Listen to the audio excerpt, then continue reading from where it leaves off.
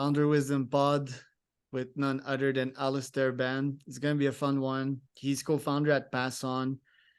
I found out that Alistair played professional hockey. Has a nice bird, as you can see. Has a nice mustache to go with it. The perfect fit. And he spent more than 1,000 minutes in the penalty box. I'm a hockey fan. Obviously, I grew up in Montreal. A hockey player myself. Also, mixed martial arts practitioner. And Alistair was what we call here a goon, an enforcer. So he used to straighten up the other team before they get too excited and too physical on ice, which is a key role in hockey. We might want to talk about that today. But before we do, Alistair, can you introduce yourself? Tell us a bit more about yourself and Pass On. Yeah, so I'm Alistair, co-founder of Pass On. Had the idea for Pass On a few years ago. My background is in building communities in Web3. And I was looking at the massive disparity between community members and why they were in the community in the Discord server, and actual daily active users for the projects I was working with. And yeah, came up with the idea for it back then when I was interviewing for a position as head of community. Didn't manage to follow through with it up until a few months ago when I started working on it pretty much full time. We're very close to having a proof of concept out, and essentially Pass On is AI powered affiliate marketing for Web3, because a lot of your traditional publishing platforms, they don't allow you to advertise anything to do with Web3 or crypto. So the best and most effective way will be through word of mouth referrals and affiliates. But your traditional Web2 methods rely on you giving away your personal identifiable information, so your email address, or they rely on cookie data, which Google's getting rid of anyway, or even tracking pixels, which most of the people in Web3, they have blockers up for them. So there's no effective way of reaching an audience. So we're starting with Web3, solving that problem there, and then we're going to look into Web2 and see how we can bring more people over into Web3. How do you balance your gentlemanly IQ with that former career of yours, which is violent and primal, but also full of wisdom? That's an interesting question. I once got told by some fans of a hockey team that I was playing for that I was too posh to fight, which I thought was quite funny. I think it's that kind of desire to protect others, and also a desire to achieve a certain goal. So when I was younger, I wanted to play professionally, but I didn't start skating until I was 11 or 12 years old, and in the UK at that. So we were lucky to get 2 hours on the ice every week. And to be elite level at anything, you need to put your 10,000 hours in. And unless my parents bought me an ice rink, which they didn't, by the way, there was no way I was going to get those 10,000 hours in. So I was literally fighting for my dream. My dream was to get paid to play hockey, and dropping the mitts was my path for that. So I went down that route. My first senior game, I think I was 16. I was still wearing a face cage. I just picked a fight with the biggest dude on the other team, did okay, and that was that basically. And then as I sort of grew up and wasn't playing professionally and was playing like semi-pro, that was still the job that I had to do to an extent. So there were definitely some interesting Monday morning kickoff meetings, just rocking out with bloody knuckles and a black eye. But it was they laughed it off.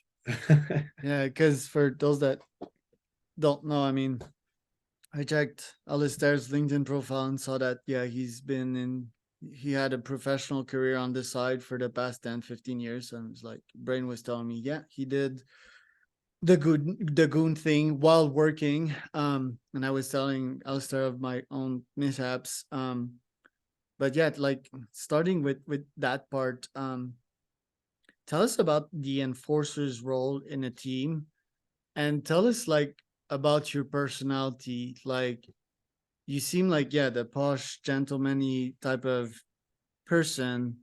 Like, do you have that aggression in you? Do you have, I mean, that desire to protect? Yeah, that's like testosterone. Have a nice bird to prove that testo in you. That's another topic. But Yeah, I have that in me, not to the point of making it a career. And sometimes I reflect like, yeah, I'm 29.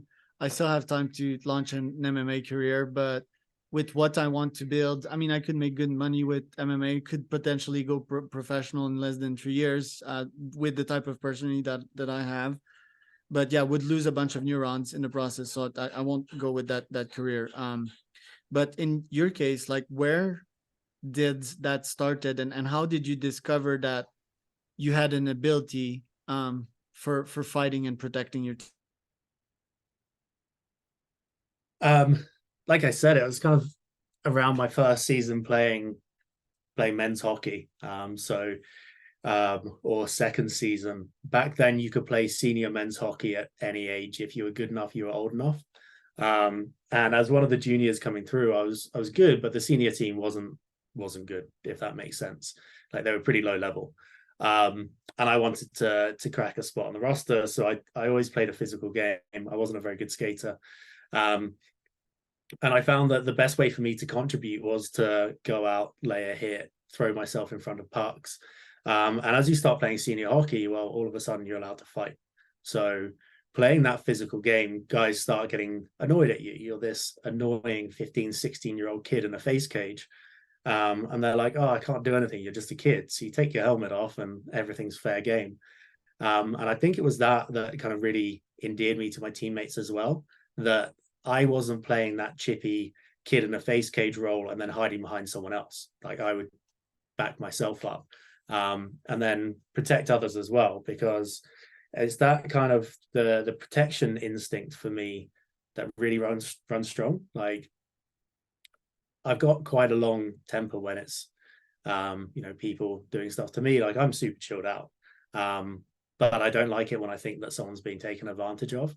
And that's kind of where it stemmed from. You know, you've got smaller teammates. The other team has a bigger guy, and they're taking liberties. So you step in and say, "Hey, you want to pick on him? Pick on me." And growing up, like I always hated bullies, and I tried to protect my teammates from them. So I guess that's where that came from. so there is some emotion behind it. You need to get emotionally primed to potentially win a fight. There's no such thing as being leveled when it comes to these things. Um, yes and no. Like I was always quite technical in my fighting style. Like I didn't really like getting punched in the face, so I'd try and tie the other guy up, and then when they couldn't punch me, I'd punch them. Um, but in terms of going into a fight when you're not really into it, that was the biggest thing I struggled about. The highest level I played, like I was literally only on the team to fight. I probably had 8 fights and 12 shifts the entire season. Well, I had more than 8 fights, but you get the idea. But that was really tough. You're sat in a cold ice rink, because ice rinks in the UK are grim for the most part. There's some nice ones, but they're mostly pretty grim. So you're sat there freezing cold, or you've been sat on a bus up to Manchester for 6.5, 7 hours, and then you get off into a cold ice rink, you warm up with the boys, and then you sit on the bench for 55 minutes, and then you get sent out to go and fight the biggest guy on the team. And that's tough. Like, you get injured. Like, it's tough to stay warm on the bench without looking like pretty weird, just doing like warm up drills on the bench. But then also getting in cold, because you're not in the game. You don't feel like you're part of it, but mentally you're trying to be part of it. I'd say the hardest part as well was the bus ride up there, like the anxiety I used to get from it, knowing that I might have to go and fight some dude that used to play in the NHL as a fighter, or the AHL. And I'm just this posh British kid that happened to be good at throwing knuckles, but I'm going to be going in cold. So yeah, it was interesting, and like the mental side of it was pretty tough. I really didn't like fighting just for the sake of having a fight. You know, like I wanted to feel like I was involved in the game. Right. Fully understandable. What were the effects on the other team? Because there's a disruption effect. There's also the fear mongering, I think, that brought on the team, and also waking up your own team. How did the coach use you strategically for what effect on your team and the adverse team? Yeah, I guess it really depends on the kind of level. Like towards the end of my playing career, it was very much down to me. Like the coaches trusted me that I knew when was the right time and when wasn't. And I was also there to play. Like I was playing top 2D pairings. The highest level of hockey that I was playing at. Some would argue that I was kind of ineffective because most of the other guys had a regular shift, so a lot of them just didn't want to fight some plug that was coming off the bench. But in terms of the effects, it has a massive effect on the team. Like even when it's not me involved in it and someone else has a fight, like say you're playing a bit flat, your team needs a spark, and someone drops the gloves, particularly actually when it's the guys that don't normally fight. That's the ones where the boys are just like, oh my God, let's go. Even they're getting in for it. Like they want this. And it really spurs you on and like gets the team going. In looking at the kind of the pure enforcer role, it shows the other team that their enforcer can't go around taking liberties. And oftentimes, like it's not even about winning the fight, it's about showing up and showing them that cool, they might beat you up, but they're also going to have to like pay a price for it. I'm sure there's some parallels to I guess kind of how you carry yourself in day-to-day life, that actions have consequences. If you want to be in a good position in your life, then treat others well and with respect. And then I think that's something that it really does kind of treat you like. There will be what people might call meatheads out there who literally just love fighting. For me, it was the opposite. I just didn't like people being taken advantage of. Love it.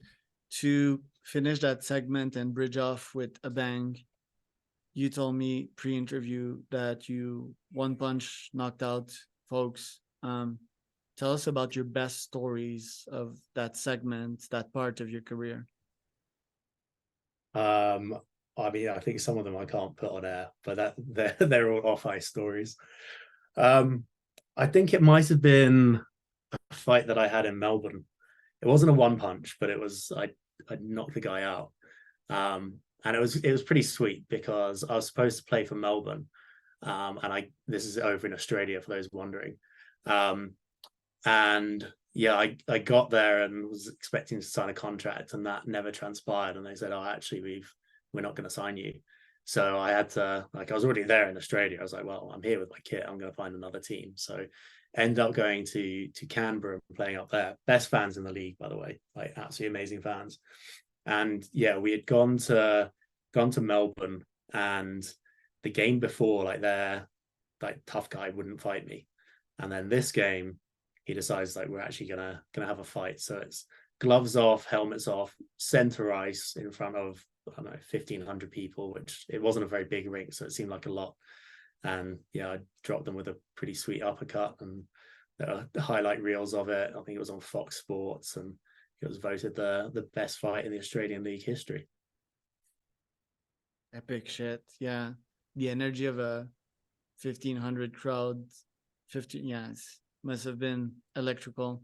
Hope that he's doing fine, the other guy.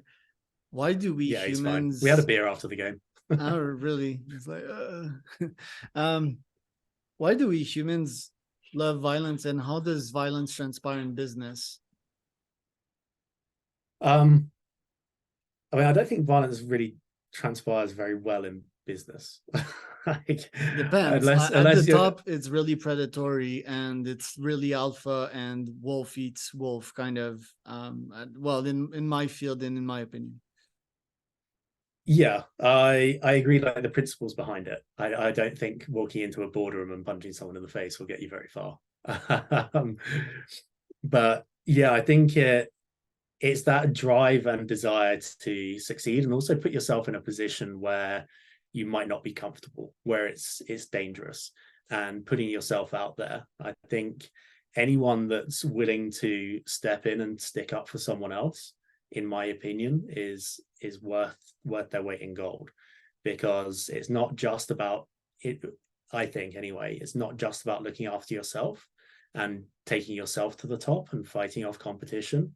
I think it's also making sure that those who might not be the strongest in certain regards, giving them a platform and making sure that they're heard, seen, and also giving credit for the work that they do. And I think that is hugely powerful because, in my opinion, a good leader isn't someone that pushes everyone else down, but brings everyone else up. Right. So is that part of your mission at Pass On nowadays? How did this former career of yours reflect in the businessman that is Alistair today? Well, Pass On is all about empowering brands, creators, and communities to come together and be rewarded through fair value transfer. So if someone's going out there and promoting your business, your product, your use cases for it, then they should be rewarded for doing so. And with Web3, we can do that because everything's tokenized. So it's no longer about like kind of tiny little fractional payments needing loads of people's bank details. You can just sign up semi-anonymously with just your crypto wallet, and then you can generate your referral code and start contributing back into that ecosystem and being rewarded for doing so. So it's no longer and this goes for the whole Web3 industry. It's no longer the top down, we're a big brand, this is our product, this is where we're going, you're going to pay us lots of money for it. It's about sharing these equal opportunities with people to either have access to finance methods, access to commerce. And this is like a truly global phenomenon that we're seeing. Like Web3 is to Web2 what e-commerce was to commerce, in my opinion. That's the thesis that I firmly believe in. I think we're going through a massive, massive change in how people view things, how people view brands, and how people view ethics as well. And people will be able to pay with their feet and their movement because everything's moving much more to an open source industry as well. You can spin something up very quickly, and it's no longer behind these paywalls. And the same goes for community as well. Like bringing people together and having the power of many versus the power of one. That's also something that you could tie back into team sports, because you can be a hot dog top goal scorer, but if you're not there defensively, you're never going to win a championship. And I think the same goes for communities and products. You might have one product that really hits it, but the rest of your products might not fall in line. Whereas if you build a team and community around them, you have like an unparalleled instant feedback loop. You have people that feel like they're part of something bigger than themselves, and they'll go above and beyond to help you out, and they can get paid fairly for the input that they have on that. I have a question when it comes to affiliate. I'm part of various referral program. Most of them do not work. They don't track my efforts correctly. Shout out to Apollo.io, the app that I use that I love, and that I referred probably 50 customers to them, but never got any referral fee, although I am using this referral link, which is probably not tracking stuff correctly. But my question is should people be paid out of the folks that they refer? Isn't it like a natural thing to refer product that you love if the product is really good? What's the ethics behind that? You know, should I get paid all the time that I refer someone to a brand? I think it depends on what the product does, right? But also, like, just because a product is good doesn't necessarily mean that people will refer people to it. People are something like 10 times more likely to leave a bad review than a good review. So you find something that you like, you go, oh, this is great, but it's not really something that you would go out of your way to go and promote and do, even though you believe in that product. And what we do, the reason why we call it fair value transfer is that both the referrer and the referee in this instance, they get paid. So the referrer gets more, obviously, because they're the one making the referral, but the referee also gets some cash back for testing out the product. Now, where we differ from anything else is that it's not like a sign your friend up, we both get $10 kind of thing. PayPal did a system like that back in the early 2000s, hugely successful, arguably the most successful referral program ever, which was if I'm a PayPal member and I say, hey, Daniel, come sign up, we both get $10, right? That's fantastic. And it worked because they know who we are. If I've got a bunch of crypto wallets, I can run a bot to create 1,000 wallets, and if I'm getting $10 either side, I'm getting 20 grand. Yet they haven't got any new customers. So we looked at a method that's fair and works for everyone. And that is essentially a revenue sharing model. So based on the protocol fees that these projects set, so DEX like Uniswap, based on their protocol fees, some of that revenue, which is the gross profit for Uniswap, would get shared back to the users as a thank you for bringing new people on board. And if you start looking at circular economies, it's actually beneficial because some of the funds that are going into these platforms are going back to their users, which in theory means that they have more available income to use these products and purchase items in a decentralized way. But it also protects the projects as well, because they don't pay anything unless there's actual use. And all of this is tracked on chain. So there's no denying what's happened in this instance. You can't change it. And nothing is paid out. So if I refer you, you click on a link, you look at a website, you don't do anything, then that's not a conversion. In the Web 2 world, that could be classed as a conversion, which opens it up to fraud. People run bots clicking on referral links all the time, or affiliate links, because it's a cost per click basis. So they're making money every time someone clicks on their link. So it's quite disingenuous. Whereas ours, you have to get all the way to the end. Like an action on the blockchain has to have taken place. And then part of that revenue is shared between all of the parties that are involved in that. Interesting. Where is Web3 going, generally speaking? It did get like a bad rap recently, like with all the crypto scams and FTX and all of that. And where are we going with all of this? What are your predictions for the next couple of years? I think Web3 is going to be huge and continue growing at a fast pace. So, I mean, there's scams in every industry. You go back to when Bitcoin was first about, and people were like, oh, Silk Road, people use it to buy drugs. It's like, what do you think people use cash for, right? It's an argument that's been manufactured to suit a certain narrative.